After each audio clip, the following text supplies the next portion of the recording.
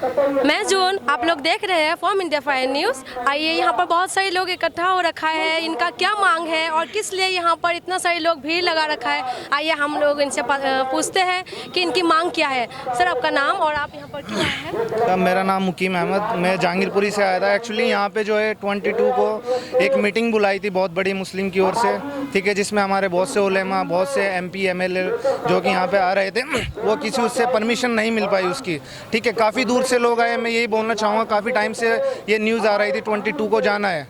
फिर उसके बाद जो एक्चुअली हुआ ये मीटिंग कैंसिल हो गई। काफ़ी दूर से लोग आए। मैं बोलना चाहूँगा जो अपने उलेमा लोग हैं, जो हमारे ज़िम्मेदार लोग हैं, उससे पे आपको इन्फॉर्म किया जाए, ठीक है। सेकंड क्या है, एक ये बीफ का मुद्दा बनाया हुआ है।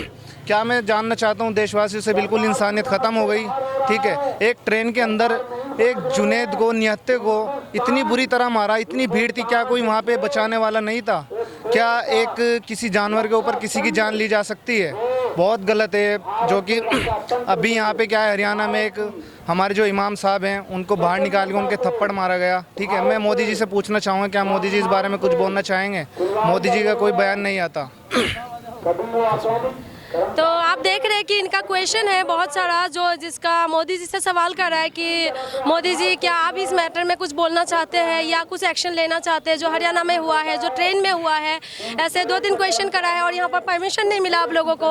इनका कहना है कि 22 को यहाँ पर एक प्रोग्राम था जो इन लोगों का, मुसलमानों लोगों के थे, बट वहाँ के परमिशन नहीं मिला। क्यों नहीं मिला, ये सारे सवाल लेके यहाँ पर ये लोग इकट्ठा हो रहे हैं। आइए हम लोग आगे पूछते हैं कि ये लोग आगे क्या करना चाहते हैं कि इनको परमिशन नहीं मिला और इस तरीके से जो सरकार चुप बैठे हुए हैं, कि हम उनसे पूछते हैं कि आगे का ये लोग क्या चाहते हैं, किस तरीके से सरकार की कानों तक ये आवाज़ पहुंचाना चाहते हैं। आइए हम पूछते हैं कि आगे का ये लोग क्या करना चाहते हैं। सर, आप क्या करना चाहते हैं? कि इसीलिए कि आगे से हमें परमिशन क्यों मिलती है, नहीं मिलती है। मुस्लिम होने के नाते हमें को परमिशन नहीं दे पाते ये लोग। अभी कोई और दूसरे लोग, वर्ग के लोग धरना करना चाहते हैं, उनको तो एकदम से परमिशन मिल जाती है। हम लोगों को परमिशन मिलने में बहुत दिक्कत होती है। कितने बड़े उलेमा हो, कोई भी हो, हमको परमिशन नहीं मिल पाती है।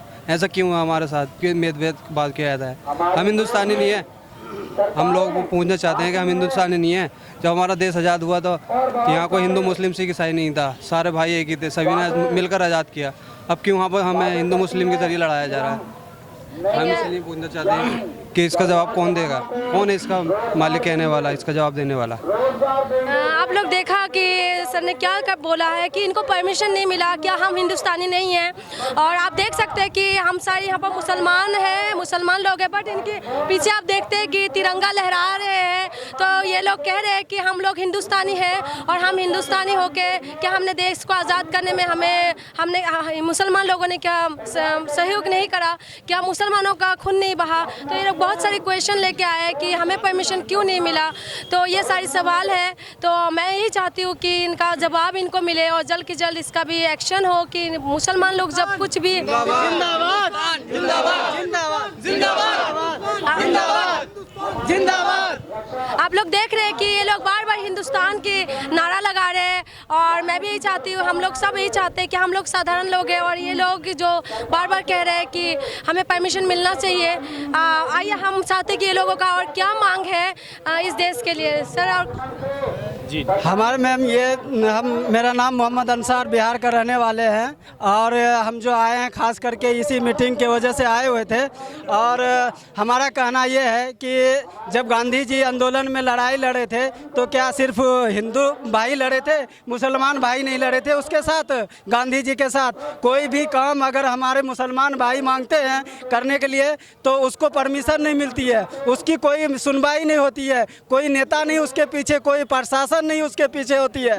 तो हम यही चाहते हैं कि हमारा कोई भी काम हो तो ऐसा हो कि मतलब हमें भी हौसला हो कि हिंदुस्तान में रहने के बाद भी हमारी हिंदुस्तान हमारे तो है ही है और हमारा कोई भी काम हो तो सारा मिल करके करें। और मोदी जी से ये कहना है कि कोई भी काम अगर हमारे मुसलमान भाई मांग करते हैं तो उसकी जो है ना ज़रूरत पूरा करे। वो अगर पूरा जो ज़रूरत नहीं करते हैं तो उसका कहना यही है कि हमारे मन में ये है कि उसका का कहना ये है कि मुसलमान का कोई हक नहीं है, हिंदुस्तान में रहने का उसका कोई हक नहीं है। हमारा यही कहना है और मोदी जी के से यही। आप देख रहे हैं कि ये बार बार यही कह रहे हैं कि हम लोग मुसलमान हैं, क्या देश में इस तरीके की जो हो रहा है कि हिंदू को परमिशन मिला जाता है लेकिन मुसलमानों को नहीं मिला जाता है। ये देश आज़ाद करते टाइम भी ये लोग शामिल थे। और आप लोग हिंदुस्तान, आप लोग ये जो हिंदुस्तान जिंदाबाद कह रहे हैं, क्या आप लोग भारत माता की जय बोलने के लिए कोई आप लोगों का प्रॉब्लम है या कुछ ऐसा है? जब हम इनसे आइए हम पूछते हैं कि ये लोग क्या भारत माता की जय बोलने में कोई परेशानी है? हम क्या बोलेंगे नहीं बोलेंगे, इसको परमिशन हमें क्या मोदी जी से लेनी पड़ेगी? आज़ादी किसको कहते हैं? आज़ाद होने के बाद हम परमिशन लें आपसे या यहाँ की गवर्नमेंट से कि हम क्या बोलेंगे और क्या नहीं, क्या खाएंगे क्या नहीं। हमारी बीवी तो हम कितने बच्चे पैदा करें, ये परमिशन मोदी जी से लेनी पड़ेगा हमें क्या? आज़ादी किसको कहते हैं? आज़ाद होने के बाद भी हम ये सारे परमिशन लेकर चलें, किसको आज़ादी बोलते हैं? उससे सही तो हम गुलाम ही सही थे ना। आज़ाद होने के बाद इन बातों को फिर परमिशन लें, हम कोई अगर धरना दे रहे हैं उसके बाद परमिशन लें। इतने सारे लोग इकट्ठे हो रहे हैं पूरे हिंदुस्तान से, परमिशन नहीं मिलती है, हम यहाँ से फिर खामखा में परेशान होकर वापस जा रहे हैं। ये कौन सी वो है? ठीक है ना, पूरे हिंदुस्तान से, बिहार से, बंगाल से, आसाम से, कहाँ से लोग आए, परेशान होकर जा रहे हैं लोग। कुछ साथी मिले यहाँ पर, मैंने पूछा उनको, भाई आप कहाँ से आए? बोले कि मैं मुंबई से होकर आया हूँ। मुंबई से मेरे ख्याल से 24 घंटे का सफ़र है, बाई ट्रेन अगर आते हैं तो वापस जाएंगे फिर वो यहाँ से। ठीक है ना, तो इस तरीके का नहीं होना चाहिए। अगर कोई भी प्रदर्शन करते हैं तो उनको परमिशन मिलनी चाहिए। और जिस तरीके से पूरे देश में, मिसाल के तौर पर अभी एक मिसाल है हमारे सामने, हरियाणा के हिसार में इमाम साहब को भारत माता की जय बोलने की वजह से उनको थप्पड़ जड़ दिया गया। आपको पता है कितनी इज्जत होती है मुसलमानों में इमाम साहब की? उसके लिए लोग अपनी जान को कुर्बान कर देंगे 1 मिनट के अंदर, लेकिन मुसलमानों ने अपनी बर्दाश्त दिखाई और उन्होंने कोई भी हिंसा नहीं किया। ठीक है, मुसलमानों का बर्दाश्त का इम्तिहान ना लें। अगर ये आपा खो देते हैं फिर इसका बहुत ही बुरा इफेक्ट पड़ेगा। ऐसा नहीं होना चाहिए, गवर्नमेंट को एक्शन लेना चाहिए और इन जो गुंडे तत्व हैं, बजरंग दल, आरएसएस, इनके ऊपर लगाम कसना चाहिए। इनके ऊपर फौरन गवर्नमेंट को कोई ना कोई एक्शन लेना चाहिए। Thank you. देखिए, आप देख रहे हैं कि मुसलमान हमारा जो भाई है वो बहुत ज़्यादा गुस्से में है और ये गवर्नमेंट से यही गुजारिश कर रहे हैं कि अच्छे से ये एक्शन ले जल्द की जल्द, कि ये सारी चीज़ों में लिमिटेशन हो जाए, सबको बराबरी सब मिल जाए। यही चाहते हैं हमारे मुसलमान भाई लोग, जो ये बार बार कह रहे हैं कि हम आज़ाद हिंदुस्तान के अंदर रहते हैं, कि हमें हर चीज़ का परमिशन लेना पड़ता है, जो लिमिट है ये लोग हर चीज़ का बर्दाश्त करें। और आज भी परमिशन नहीं मिला, जो ये पूरा भाई लोग हमारे यहाँ पर खड़े हैं, परमिशन नहीं मिलने के बाद ये शांतिपूर्वक यहाँ पर रह रहे हैं और ये लोग हमें बता रहे हैं। और हम भी यही चाहते हैं कि गवर्नमेंट से कि सचमुच में गवर्नमेंट इनकी मदद करे। और कुछ भाई हैं जो पूरा देश से यहाँ पर, देश के कोने कोने से लोग आए हैं। आइए हम और बात करते हैं कि और दूसरा भाई क्या बोलना चाहते। भाई आप कहाँ से आए हैं? आप कहाँ से आए हैं? मैं बिहार से आया हूँ। मेरा नाम मोहम्मद जुल्फ़कार अली अहमद, राष्ट्रीय जनता दल अक़लियत सेल जिला अध्यक्ष खगड़िया। हमारे बहुत सारे साथी दिल की दर्द को रखा। 1-2 बात मैं भी रख देना चाहता हूँ। ज़मीं पर बैठ कर देखो गगन की बात करता है, ज़मीं पर बैठ कर देखो गगन की बात करता है, सुमन को रौंदने वाला चमन की बात करता है, गौ रक्षा के नाम पर गंदी सियासत करता है, आरएसएस के गोद में बैठकर पलता और फूलता है। हिंदुस्तान वासियों ने चुन दिया ऐसे नमूने को, वतन की बात करनी थी तो दिल की बात करता है।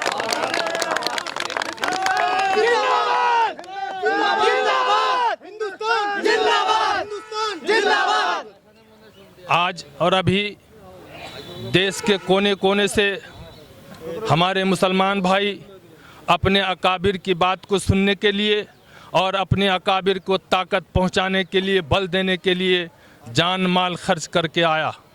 लेकिन यहाँ आने के बाद पता चला कि भाई यहाँ का प्रशासन, केंद्र सरकार परमिशन नहीं दिया। हम लोगों को पता नहीं चल सका। जब हम लोग सभा स्थल पर आए तो यहाँ मालूम हुआ कि भाई परमिशन नहीं मिला, इसलिए ये कॉन्फ्रेंस नहीं होगा। हमारा कहने का मतलब ये है कि हम मुसलमान हैं, हम अक़लियत हैं, हम अल्पसंख्यक हैं, इसलिए हमको अपनी आवाज़ रखने के लिए, हक हुकूक की आवाज़ को उठाने के लिए परमिशन नहीं दी जाती है। ये गंदी सियासत, गंदी राजनीति कब तक बर्दाश्त करेगा मुसलमान? अब बर्दाश्त करने के लायक नहीं रहा। मुसलमान इसी धरती से, इसी जगह से इनकलाब का संकल्प लेके यहाँ से जाएगा और अपने अपने हर ज़िला में इनकलाब का नारा देने के लिए तैयार रहेगा। इन्हीं चंद शब्दों के बाद मैं अपनी बात खत्म।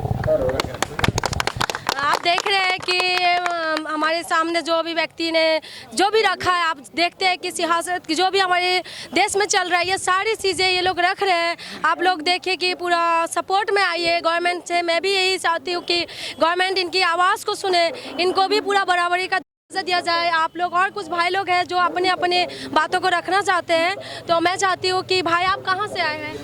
जी, मेरा नाम अब्दुल समी है जी। मैं बाड़े से आया हूँ और मैं तकरीबन 4 घंटे से परेशान हो रहा हूँ कि हमारे को जो हमारा अधिकार है, जो हमारे को अपना अधिकार हमें चाहिए, वो हमें नहीं मिल पा रहा। जो हमारे को आज परमिशन नहीं दी गई, उसके ख़िलाफ़ सरकार को एक्शन देने जाना चाहिए। और सरकार से मैं यही अपील करता हूँ कि सरकार हमारी मदद कीजिए। मोदी जी, आप भी हमारी मदद कीजिए। हम सरकार को सपोर्ट करते हैं और हम हिंदुस्तानी थे और हिंदुस्तानी रहेंगे। हिंदुस्तान जिंदाबाद। देखिए, आप देखते हैं कि अभी भी मुसलमान भाई लोगों के पास एक लिमिट है। वो लोग अभी भी वही धीरज के साथ अपनी बातों को रख रहे हैं।